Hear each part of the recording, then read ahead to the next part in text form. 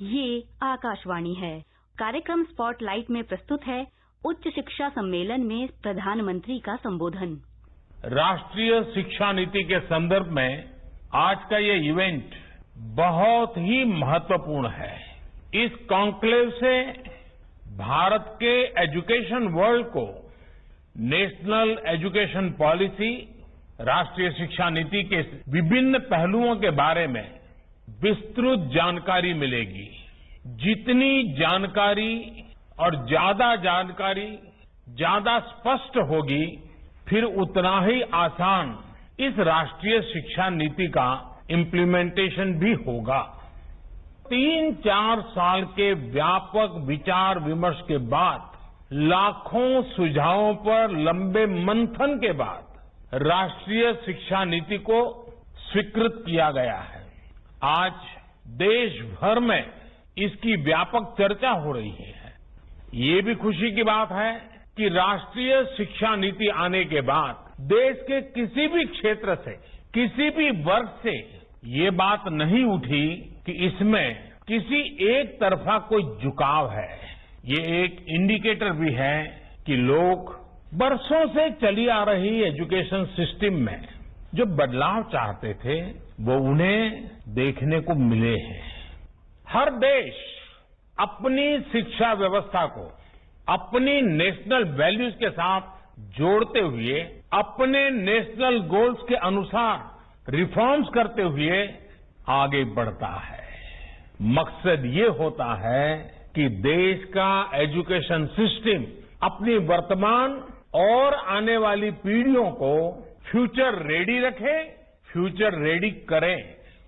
भारत की national education policy, राष्ट्रीय शिक्षा नीति का आधार भी यही सोच है। राष्ट्रीय शिक्षा नीति 21वीं सदी के भारत की, नए भारत की फाउंडेशन तैयार करने वाली है। भारत को ताकतवर बनाने के लिए, विकास की नई ऊंचाई पर पहुंचाने के लिए, भारत के नागरिकों को और सशक्त करने के लिए, उन्हें ज्यादा से ज्यादा अवसरों के उपयुक्त बनाने के लिए इस एजुकेशन पॉलिसी में खास जोर दिया गया है।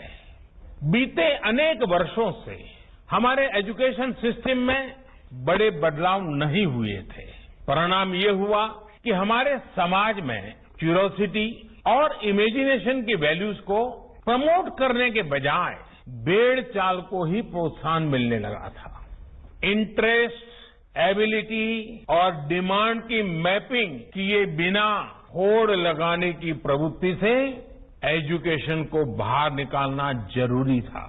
हमारे स्टूडेंट्स में, हमारे युवाओं में क्रिटिकल थिंकिंग और इनोवेटिव थिंकिंग विकसित कैसे हो सकती है, जब तक हमारी शिक्षा में पैशन ना हो, फिलॉसफी ऑफ एजुकेशन ना हो, पर्पज ऑफ एजुकेशन ना हो। साथियों, आज गुरुवर रविंद्रनाथ ठाकुर की पुण्यतिथि भी है। वो कहते थे, उच्चतम शिक्षा वो है जो हमें सिर्फ जानकारी नहीं देती, बल्कि हमारे जीवन को समस्त अस्तित्व के साथ सद्भाव में लाती है। निश्चित तौर पर राष्ट्रीय शिक्षा नीति का बृहद लक्ष्य इसी से जुड़ा है। आज जब राष्ट्रीय शिक्षा नीति मूर्त रूप ले चुकी है, तो मैं उस समय और सवालों की भी चर्चा आपसे करना चाहता हूं जो हमारे सामने शुरुआती दिनों में आए थे। उस समय जो 2 सबसे बड़े सवाल थे, वो यही थे कि क्या हमारी शिक्षा व्यवस्था हमारे युवाओं को क्रिएटिव, क्यूरियोसिटी और कमिटमेंट ड्रिवन लाइफ के लिए मोटिवेट करती है। आप लोग इस क्षेत्र में इतने वर्षों से हैं, आप लोग इसका जवाब बेहतर जानते हैं। हमारे सामने दूसरा सवाल था कि क्या हमारी शिक्षा व्यवस्था हमारे युवाओं को एम्पावर करती है, देश में एक एम्पावर्ड सोसाइटी के निर्माण में मदद करती है।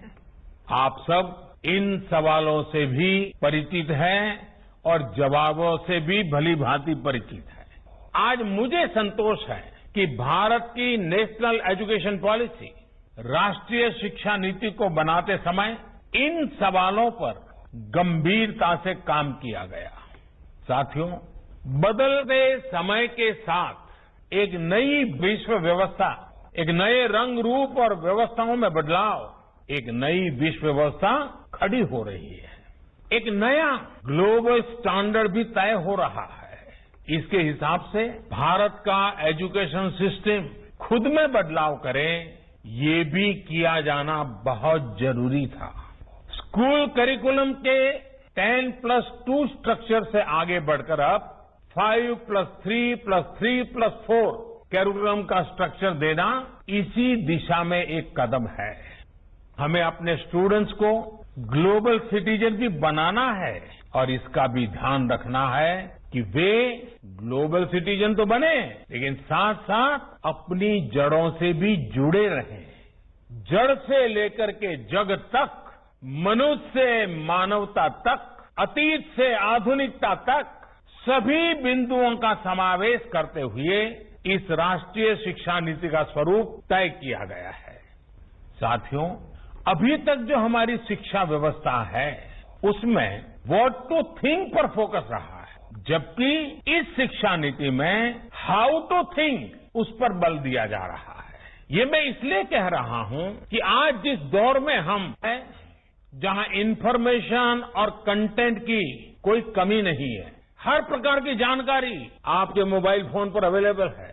जरूरी ये है कि कौन सी जानकारी हासिल करनी है, क्या पढ़ना है। इस बात को ध्यान में रखकर ही राष्ट्रीय शिक्षा नीति में प्रयास किया गया है कि जो पढ़ाई के लिए लंबा चौड़ा सिलेबस होता है, ढेर सारी किताबें होती हैं, उसकी अनिवार्यता को कम किया जाए। अब कोशिश ये है कि बच्चों को सीखने के लिए inquiry based, discovery based, discussion based और एनालिसिस बेस्ड तरीकों पर जोर दिया जाए। इससे बच्चों में सीखने की ललक बढ़ेगी और उनके क्लास में उनका पार्टिसिपेशन भी बढ़ेगा। साथियों, हर स्टूडेंट को ये अवसर मिलना ही चाहिए कि वो अपने पैशन को फॉलो करे। वो अपनी सुविधा और जरूरत के हिसाब से किसी डिग्री या कोई कोर्स को फॉलो कर सके और अगर उसका मन करे तो वो छोड़ भी सके। अक्सर ऐसा होता है कि कोई कोर्स करने के बाद स्टूडेंट जब जॉब के लिए जाता है तो उसे पता चलता है कि जो उसने पढ़ा है वो जॉब की रिक्वायरमेंट को पूरा नहीं करता। कई स्टूडेंट को अलग अलग वजहों से बीच में ही कोर्स छोड़कर जॉब करनी पड़ती है। ऐसे सभी स्टूडेंट्स की जरूरतों का ख्याल रखते हुए मल्टीपल एंट्री एग्जिट का ऑप्शन दिया गया है। अब स्टूडेंट वापस अपने कोर्स से जुड़कर अपनी जॉब रिक्वायरमेंट के हिसाब से ज्यादा इफेक्टिव तरीके से पढ़ाई कर सकता, लर्न कर सकता है। इसका एक और एस्पेक्ट है, जब स्टूडेंट्स को ये भी स्वतंत्रता होगी कि अगर वो कोई कोर्स बीच में छोड़कर दूसरे कोर्स में प्रवेश लेना चाहे तो वो कर सकते हैं। इसके लिए वो पहले कोर्स से एक निश्चित समय तक ब्रेक ले सकते हैं और दूसरा कोर्स ज्वाइन कर सकते हैं। साथियों, किसी भी देश के विकास में एक बड़ी भूमिका रहती है समाज के हर तबके की गरिमा, उसकी डिग्निटी। समाज का कोई व्यक्ति कोई भी काम करता हो, कोई निम्न नहीं होता है। हमें ये सोचना चाहिए कि भारत जैसे सांस्कृतिक से समृद्ध रहे देश में ये बुराई कहां से आई?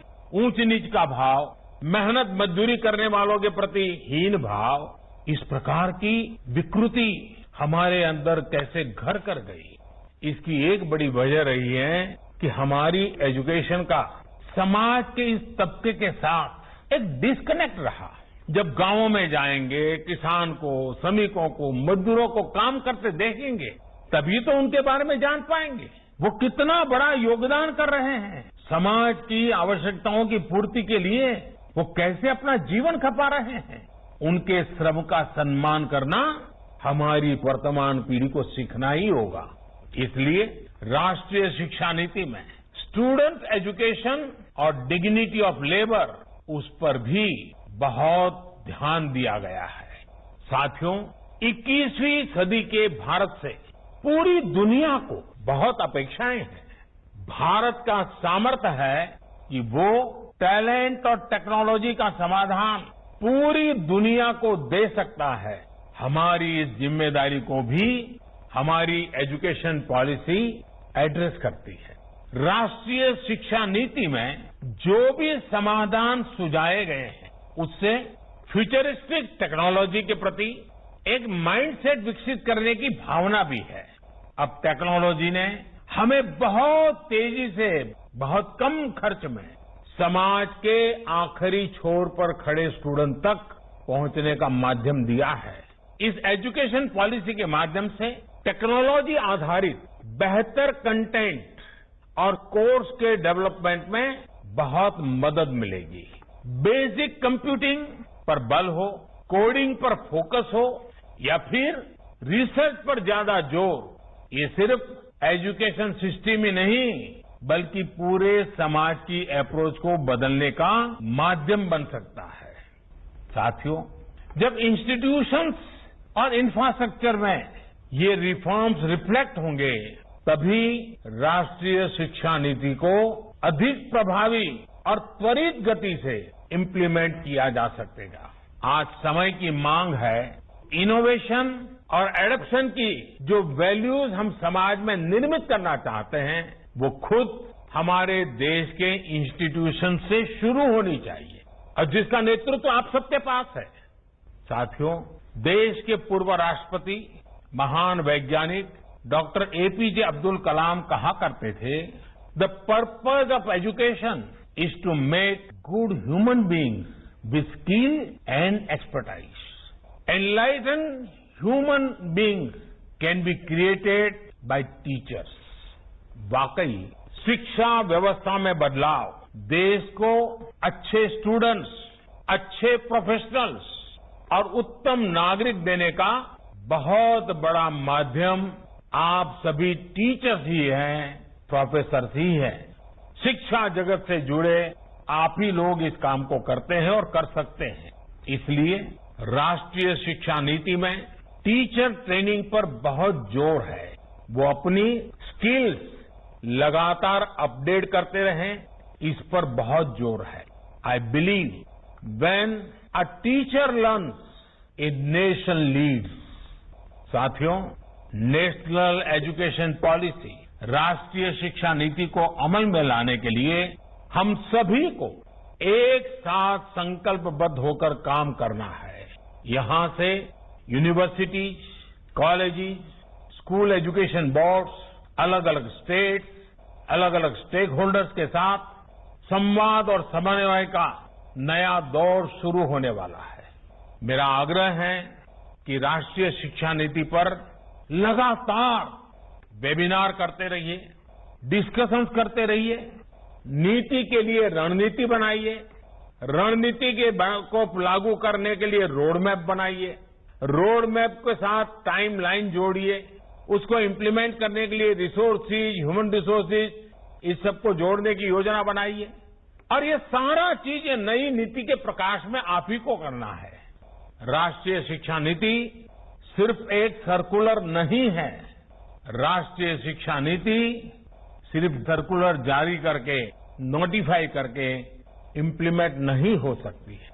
इसके लिए मन बनाना होगा, आप सभी को दृढ़ इच्छा शक्ति दिखानी होगी। ये नई शिक्षा नीति बहुत काम आएगी। मैं फिर एक बार सभी महानुभावों को प्रणाम करते हुए बहुत बहुत शुभकामनाएं देता हूं, बहुत बहुत आभार व्यक्त करता हूं।